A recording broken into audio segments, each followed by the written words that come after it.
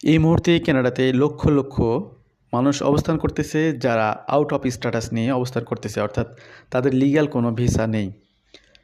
Canada government কি এই সকল ব্যক্তিদেরকে কানাডা থেকে বের করে দিবে?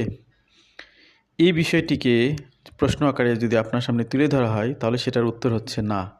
কানাডা গভর্নমেন্টের অর্থাৎ কানাডার যতগুলো রাজনৈতিক দল রয়েছে, কনজারভেটিভ পার্টি হোক লিবারাল পার্টি হোক, কোনো পার্টি বা কোনো সরকারই চায় না সকল ইল্লিগ্যাল স্ট্যাটাসধারী যারা তাদেরকে বের করে দিতে, কারণ এখানে অনেক ধরনের জটিলতা রয়েছে এবং এখানে অনেকগুলো ফাংশনে তারা কানাডার বিভিন্ন ক্ষেত্রে ছড়িয়ে ছিটিয়ে রয়েছে। এই বিষয়গুলো নিয়ে মূলত আমাদের আজকের আলোচনা।